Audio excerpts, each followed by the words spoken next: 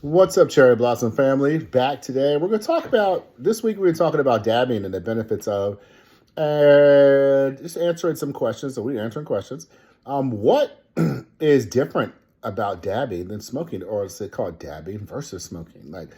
So as you know, we discuss hemp. I mean, I'm sure that everyone can figure out what dabbing THC concentrates as opposed to smoking THC flower does for you. But we're talking really about hemp, and on a general level, like why would anyone dab as opposed to smoking? Well, dabbing is highly efficient in the sense that the delivery method through the lungs offers quick, powerful effects that are felt pretty much immediately. It is more powerful, more concentrated than a vape, especially if you're using it for pain or inflammation or severe nausea and you need, or anxiety, and you need something to shut that down quickly. Like dabbing will definitely do that. Again, like we said, it's about 3.5 to 4 times as concentrated as cannabis. It used to be thought 7, but it's not. It's more like an eighth to a flower to a gram of dabs, not necessarily a quarter of flower to a gram. That would be very intense. But I mean, people aren't going to just tell you generally that you're not going to go to a doctor who's going to say, unless you have more holistic doctor. It's like, hey, let's use some dabs for your,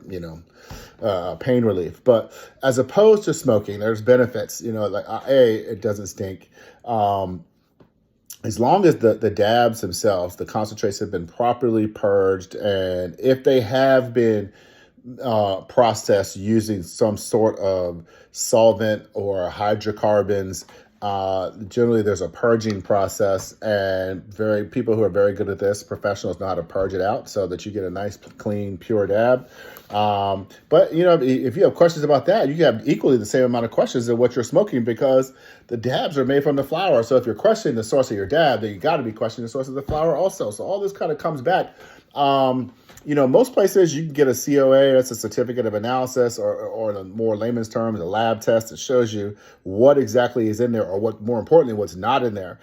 Generally, tests for like microbials, what else? Heavy metals, microbials, any other toxins, of course, potency and terpenes, things like that. So you have a clear picture of what you are ingesting and what you're not ingesting.